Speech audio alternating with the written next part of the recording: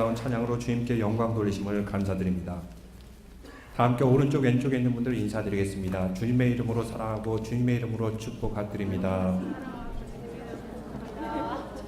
앞에 있는 분들도 인사드리겠습니다. 주님과 함께 동행하시기를 바랍니다. 주님과 함께 동행하는 예배가 되시기를 바랍니다.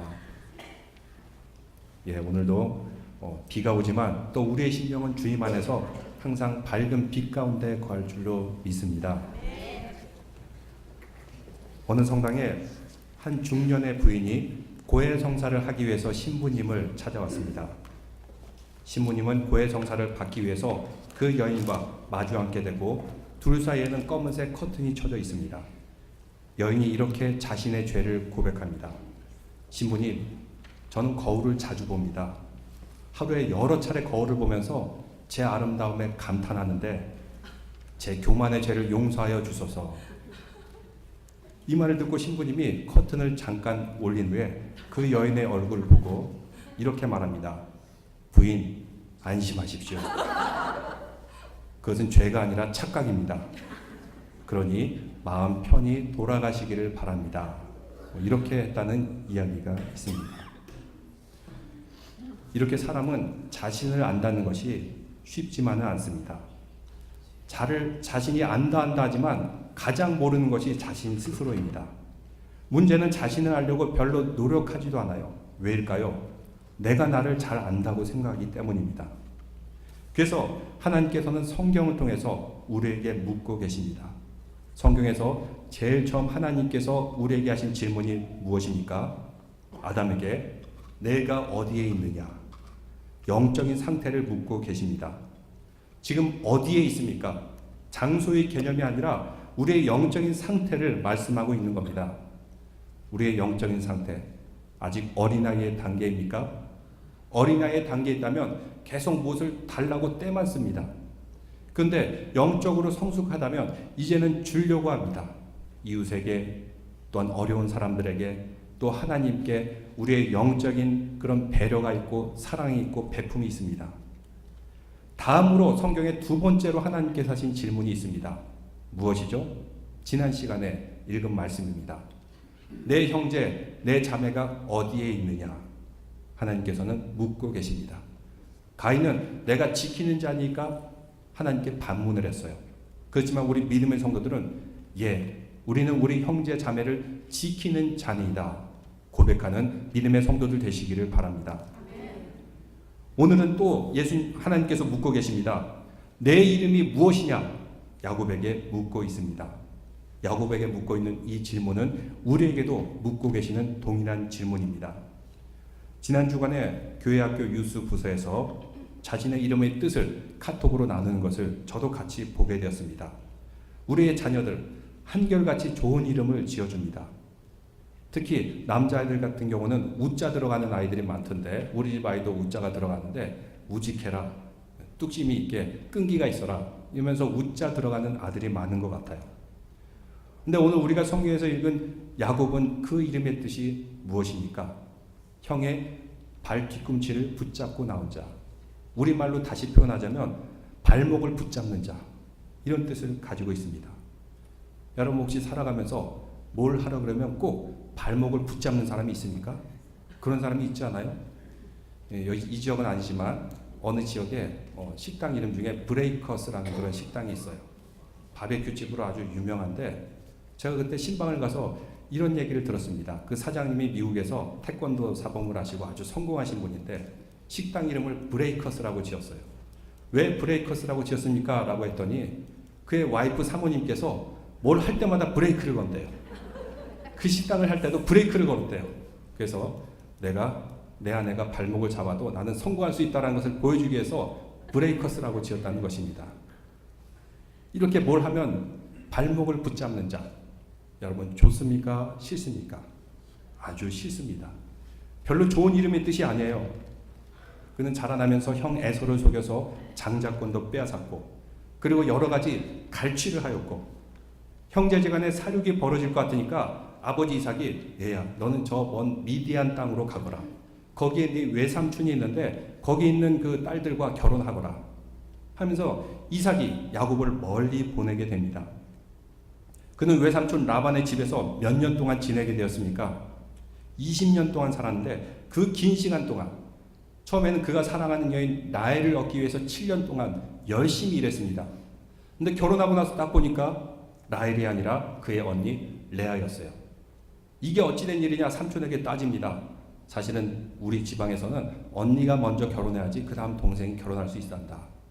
그래서 또 7년 동안 열심히 일해가지고 드디어 라헬을 얻게 되었습니다. 14년 동안 부인 둘을 얻고 아무것도 없었어요.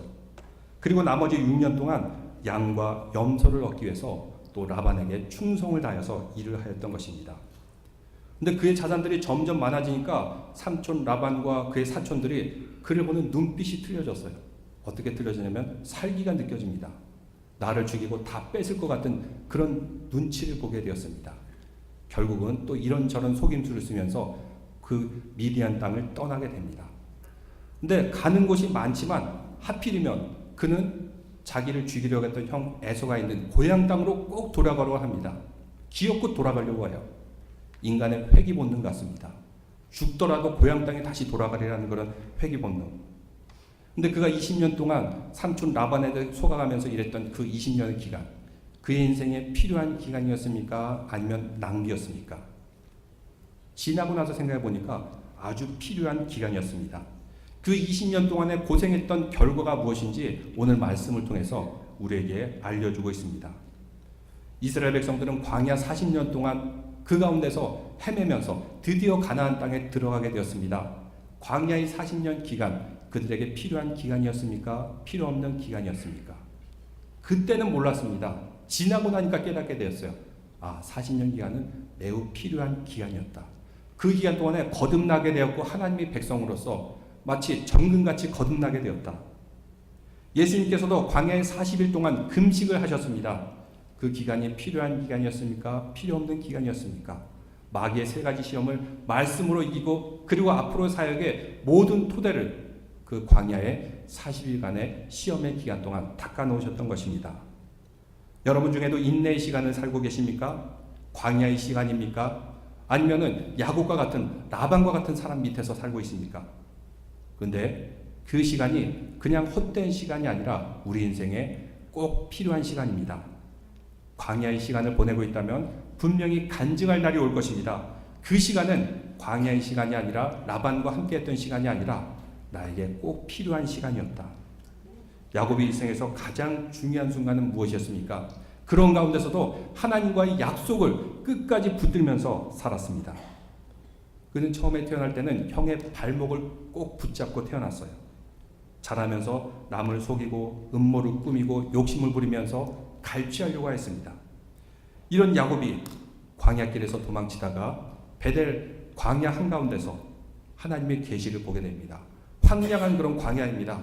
아무것도 소망이 없었는 그런 광야 가운데 피곤해서 잠을 자는데 얼마나 궁색했는지 베개가 없으니까 돌을 베고 자게 됩니다.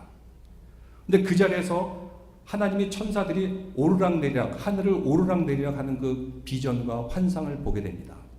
그는 일어나서 그 돌을 쌓고 거기에 그가 가지고 있었던 기름을 다 부으면서 하나님 앞에 예배드리게 됩니다.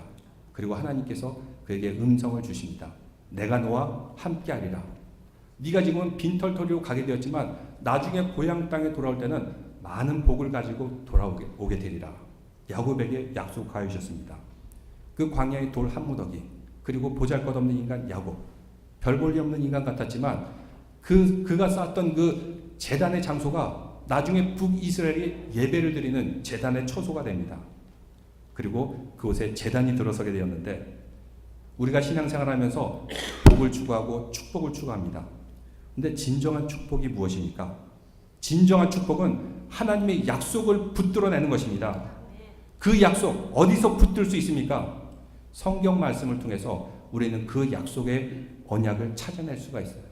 성경을 구약, 신약 두 개로 나눠집니다. 구약은 옛 언약, 옛 약속. 신약은 새로운 약속.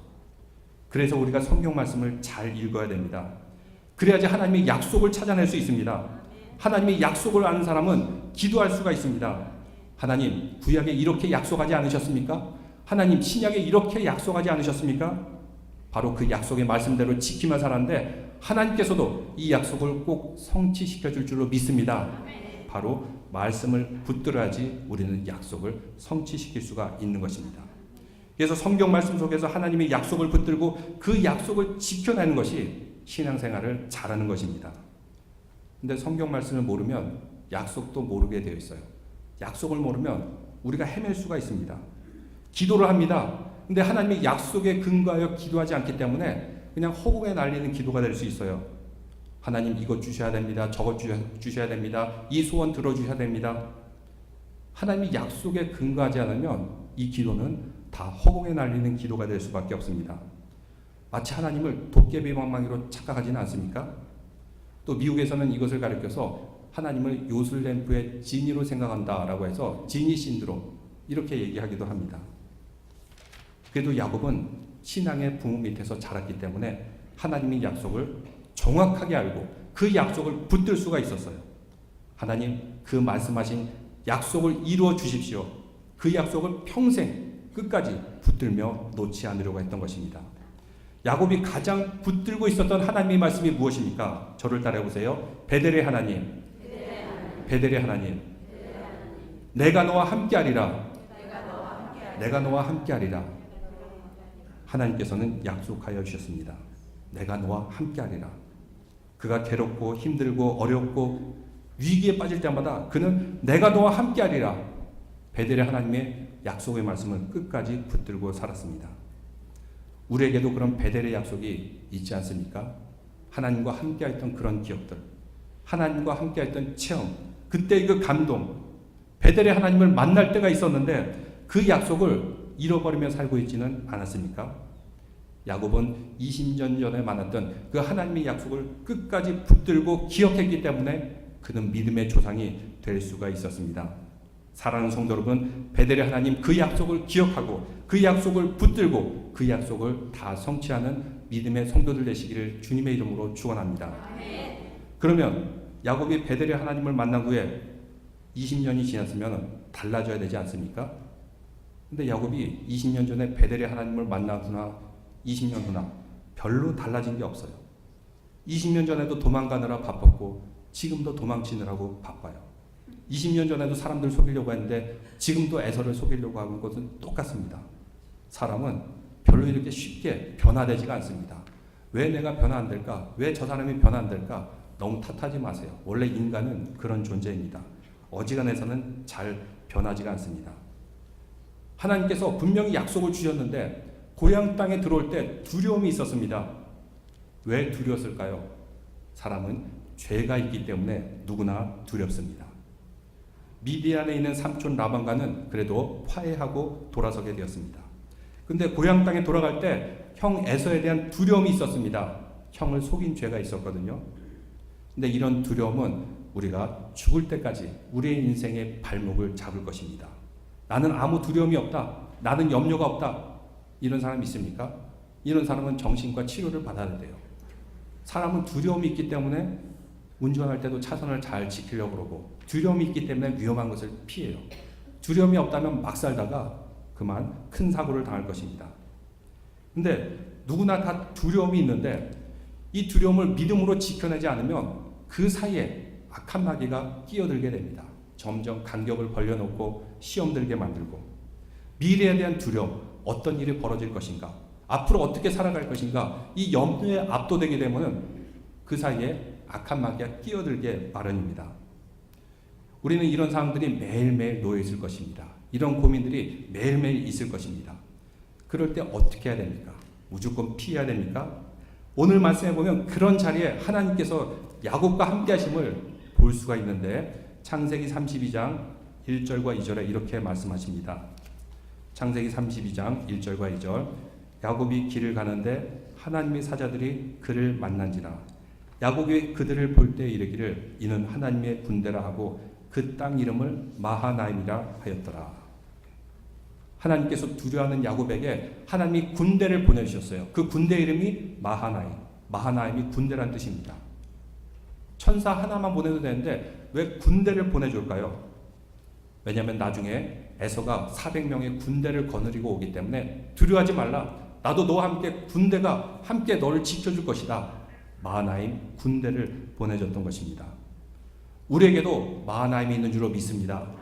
바로 여기 성가대 이름이 마하나임이에요. 마하나임 하나님 우리와 함께 하시고 우리를 지켜줄 줄로 믿습니다. 찬양할 때 어두운 영, 악한 영 다 물러가고 또 천군 천사 우리와 동행하여 주십니다. 근데 사람은 그 사람의 신앙이 좋은지 나쁜지는 두 가지 상황을 겪으면 알 수 있어요. 첫째로는 문제와 위기 상황에 닥치게 되면 그 사람의 신앙이 그대로 드러나게 됩니다. 문제가 없을 때는 잘 몰라요. 다 똑같죠. 근데 문제가 생기게 되면 그 사람이 신앙이 진짜인지 가짜인지 다 드러납니다. 또 사람은 홀로 있을 때 그 사람의 신앙이 드러나게 되어 있습니다. 이렇게 함께 있으면 다 위선하죠. 다 선한 척하죠. 근데 아무도 없이 홀로 있을 땐 그 위장했던 것들을 다 벗게 됩니다. 제가 이제 간혹 신방을 가다가 어떤 분은 예고 없이 만났는데 이분이 성경책을 계속 읽고 있어요. 제가 오는지 전혀 예상 못하고 있었을 텐데도 성경책을 읽고 있어요. 그럼 이분은 신앙이 있는 거죠. 근데 예고 없이 지나치다가 만났는데 담배를 피고 계세요. 어디서 뭐 술을 마시고 계시던지. 그러면 그 사람의 신앙이 어떤지를 알 수가 있어요. 야곱은 위기의 상황입니다. 그리고 홀로 남겨져 있는 그런 상황입니다. 여기에 그의 신앙을 볼 수가 있는데 하나님께서는 야곱에게 먼저 3절에 보니까 32장 3절입니다. 야곱이 세일 땅 에돔 들에 있는 형 에서에게로 자기보다 앞서 사람을 보내며 그들에게 명령하여 이르기를 너희는 내 주 에서에게 이같이 말하라. 주의 종 야곱이 이같이 말하기를 내가 라반과 함께 고려하며 지금까지 머물러 있사오며. 먼저 야곱이 사람을 에서에게로 보내게 됩니다. 에서에게서 뭐라 그러냐면 나의 주. 에서가 형이 아니라 나의 주라고 말합니다. 나는 종이라는 것입니다. 그러면서 과연 에서가 어떤 마음을 가지고 있는지 먼저 사람을 보내서 정탐하러 보냈던 것입니다. 근데 그 종이 뭐라 그럽니까? 에서가 어떤 반응을 보였어요? 6절에 보니까 사자들, 여기서 사자들은 메신저를 의미합니다. 야곱에게 돌아와 이르되 우리가 주인의 형 에서에게 이른즉 그가 400명을 거느리고 주인을 만나러 오더이다. 몇 명이 왔어요? 400명. 큰 군대가 왔습니다. 왜 400명이 왔을까요? 환영하려고 그랬을까요? 죽이려고 그랬을까요? 죽이려고 그랬던 거죠. 군대를 가지고 덮치려고 했던 것입니다. 이렇게 야곱은 사람을 통해서 문제를 해결하려고 했는데 문제가 풀리지 않습니다. 왜? 우리 문제는 사람을 통해서 풀리지 않을까요? 정말 중요한 문제와 위기는 사람을 통해서 풀어갈 수가 없습니다. 왜냐하면 사람에게는 문제와 위기를 풀어갈 수 있는 능력이 없기 때문입니다. 그래서 시편 146편 3절에서 5절 이렇게 말씀합니다. 귀인들을 의지하지 말며 도울 힘이 없는 인생도 의지하지 말지니 그 호흡이 끊어지면 흙으로 돌아가서 그날에 그의 생각이 소멸하리로다. 야곱의 하나님으로 자기 도움을 삼으며 여호와 하나님께 그 소망을 두는 자는 복이 있도다. 옛날이나 지금이나 뭔가 힘 있는 사람 그리고 권력자들 의지하면서 문제를 풀어가려고 했던 사람이 있는 것 같습니다. 의지할 필요가 없다는 것입니다. 다 소멸한다.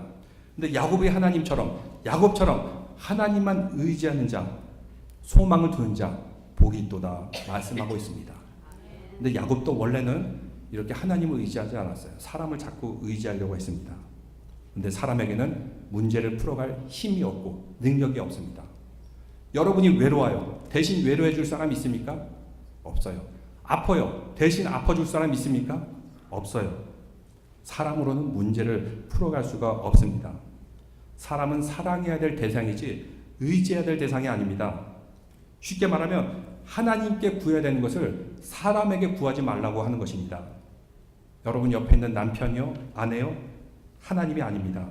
남편과 아내를 통해서 문제가 해결될까요? 평안을 얻을 수 있을까요? 그럴 수 없습니다. 남편과 아내는 이것을 줄 능력이 없어요. 우리 교우들도 그렇습니다. 우리 교우들도 사랑의 대상이지 믿고 의지할 대상이 아닙니다. 근데 믿고 의지하게 되면 반드시 배신당한다고 느낄 때가 있을 것입니다. 그래서 우리는 이웃과 가정을 사랑해야 될 대상이지 의지해야 될 대상이 아닙니다. 그래서 저를 따라해보세요. 베델의 하나님을 의지하자. 베델의 하나님을 의지하자. 이런 고백만으로 문제를 풀어가시기를 바랍니다. 다음으로 야곱은 많은 재물을 가지고 형 에서에게 보냅니다.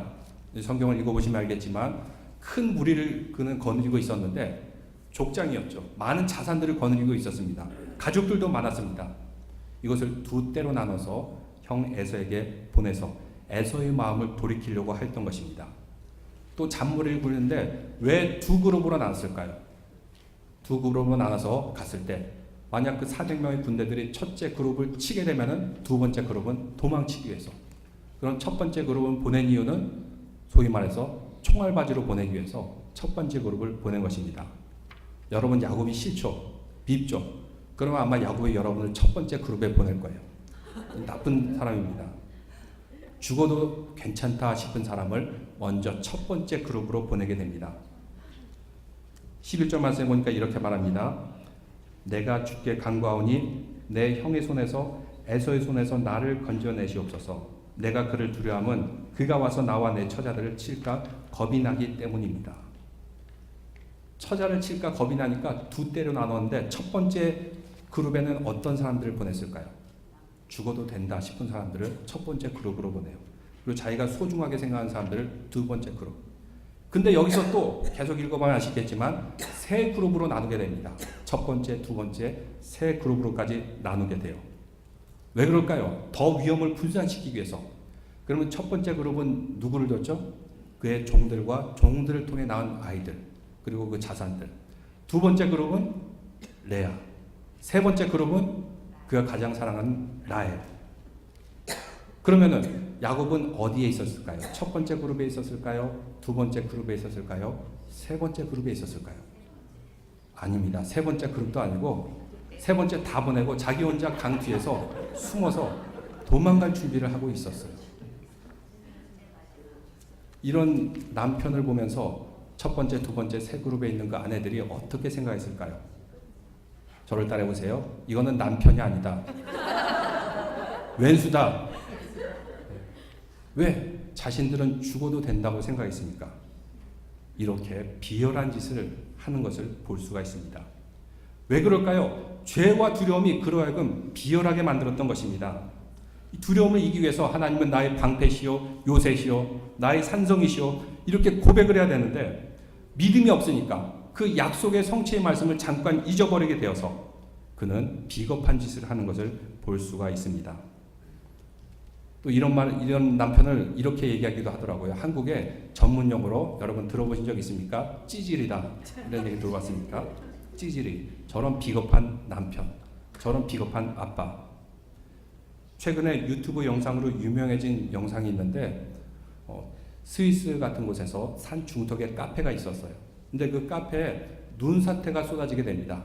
눈사태가 막 쏟아지는데 거기에 한 가정이 있었는데 아빠와 그리고 아내와 그리고 아이들이 있었는데 건장하게 생긴 남편, 미식 축구 선수했을 것 같은 건장하게 생긴 남편이 눈사태가 몰려오자 가장 재빠르게 도망치는, 아이들과 아내는 그냥 눈사태에 완전히 팍 파묻히게 하는데 자기 혼자 가장 재빠르게 빨리 도망치는 그 영상이 그대로 떴어요. 이거를 많은 사람들이 보고 남편을 엄청나게 원망했습니다.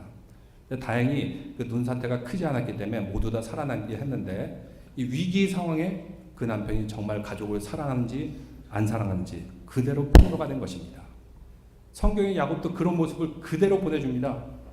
만약 성경을 좀 소이고자 했다면 이것을 삭제했을 것이에요. 근데 성경에는 야곱도 이런 죄인이었고 비겁한 자였다는 것을 낱낱이 폭로해주고 있는 것입니다. 미화시키지 않습니다. 이렇게 야곱은 비열한 모습을 보여주고 있는데 이런 야곱에게 하나님께서 또 찾아가 주십니다. 또 만나 주시는데 24절, 25절 이렇게 말씀하고 있습니다. 야곱이 홀로 남았더니 어떤 사람이 날이 새도록 야곱과 씨름하다가 25절 자기가 야곱을 이기지 못함을 보고 그가 야곱의 허벅지 관절을 치매 야곱의 허벅지 관절이 그 사람과 씨름할 때 어긋났더라. 하나님께서 보내주신 사자가 있었는데 그로 하여금 나를 축복하게 해달라 빌고 있는데 끝까지 물고 놓치지 않는 겁니다. 옷자락을 붙잡고 몸을 붙잡고 나한테 지는데도 불구하고 끝까지 붙들고 있어요. 그러자 하다하다 안 돼가지고 그의 환도뼈, 이 엉덩이 쪽에 있는 그 허벅지를 쳐가지고 부러뜨리게 돼요. 위골시키게 돼서. 그러고 나서 그는 쩔뚝거리게 되었는데 그래도 끝까지 놓치지 않는 것입니다. 나를 축복하지 않으면 절대로 놓지 않겠나이다. 야곱의 장점이 있는데 끈질긴 겁니다. 인내한 겁니다. 결국 끈질기고 인내하는 사람이 살아남다. 그런 말이 있지 않습니까? 하나님께서 주신 약속, 이것을 끝까지 붙잡고 놓치지 않는 것이 바로 야곱의 장점 중에 하나였습니다. 이것을 보고 하나님이 묻습니다. 여러분 27절, 28절을 다 같이 읽겠습니다. 그 사람이 그에게 이르되 내 이름이 무엇이냐? 그가 이르되 야곱이니이다. 그가 이르되 내 이름이 다시는 야곱이라 부를 것이 아니요 이스라엘이라 부를 것이니 이는 내가 하나님과 및 사람들과 겨루어 이겼음이니라. 원래 이름은 야곱, 발 뒤꿈치를 잡는 자, 발목을 붙잡는 자. 이름을 뭘로 바꿔주세요? 이스라엘, 하나님과 사람과 스트러글, 겨루어서 이긴 자. 그의 인생이 바뀌었다고 말씀해주고 있습니다. 처음에는 도망다니고 속이는 자였습니다. 근데 20년 동안 미디안에서 처가살이를 하였고 고생을 하였고, 그 다음에 그가 변화된 이유는 끝까지 하나님의 약속을 붙들고 놓치지 않았기 때문에 이제는 이스라엘에다 근사한 이름, 더 복된 이름으로 바꿔주는 것을 보게 됩니다. 그는 하나님의 음성을 듣게 되었고 순종하는 자가 되었고 그 약속의 말씀을 잊지 않게 해서 끝까지 붙드는 끈질긴 모습도 보여주게 되었습니다. 하나님께서는 바로 이러한 야곱의 모습을 보고 그의 이름을 변화시켜 주신 것입니다. 우리에게는 묻고 있습니다. 내 이름이 무엇이냐? 너의 정체성이 무엇이냐? 너도 야곱과 같이 살았냐? 아니면 비겁하게 살았냐? 남을 속이는 자가 되었냐? 아니면 하나님과 사람 앞에서 끝까지 그 약속의 말씀을 붙들고 이기는 자가 되었냐? 우리 믿음의 성도들은 하나님과 끝까지 씨름하며 약속을 성취하고 그 약속의 복을 받는 믿음의 성도들 되시기를 주님의 이름으로 축원합니다. 이제 말씀을 맺겠습니다. 여러분은 지금 어디에 있습니까? 여러분이 야곱처럼 살고 있습니까? 아니면 형 에서의 집을 피해서 살고 있습니까? 아니면 아직도 라반의 집에서 고생하고 인내하는 삶을 살고 있습니까? 아니면 베델의 하나님을 찾고 있습니까? 아니면 환도뼈가 부러져가지고 이제는 하나님밖에 없습니다. 하나님밖에 붙들 사람이 없습니다. 붙들 존재가 없습니다. 그러면서 이스라엘이라는 이름을 얻는 믿음의 자녀가 되시겠습니까? 어느 시점에 살고 있습니까? 아직도 광야의 생활, 라반의 집에 있다면 그 시간은 결코 헛된 시간이 아니라 나중에 돌아보고 났을 때 그 시간은 나에게 참 필요한 시간이었다 고백하는 날이 올 줄로 믿습니다. 그리고 사람을 의지하지도 않고 내가 가지고 있는 뭐를 의지하지도 않고 인간의 어떤 힘으로 의지하지 않을 때 하나님께서는 그의 이름을 야곱에서 이스라엘로 바꿔주실 것입니다. 이렇게 비겁한 모습을 보여줬는데 드디어 환도뼈가 부러지고 나는데 그는 쩔뚝쩔뚝거리면서 나중에 33장에 보니까 가족들 세 무리보다 가장 앞서서 에서를 만나게 됩니다. 원래는 가장 뒤에 서서 피하려고 했는데 이제는 세 무리의 가족들보다 가장 앞서서 에서를 만나고 형과 만나서 화해하며 그리고 눈물로써 형제 상봉의 감격을 맞이하는 것을 볼 수가 있습니다. 히브리서에서는 이렇게 말씀하고 있습니다. 그가 지팡이를 의지하여 자녀들에게 축복하였다. 환도뼈가 부러져서 쩔뚝쩔뚝거리며 평생을 살았지만 그런 장애에도 불구하고 그는 축복의 권세가 있었습니다. 말씀의 권세가 있었습니다. 여러분도 주님만 의지함을 통해서 말씀의 능력, 축복의 능력, 하나님 약속을 끝까지 붙들면서 그 믿음의 조상이 되는 귀한 성도들 되시기를 주님의 이름으로 축원합니다. 다 함께 하나님만 의지하는 마음에서 일어나신 후에 찬양 드리겠습니다. 사람을 의지하지 말고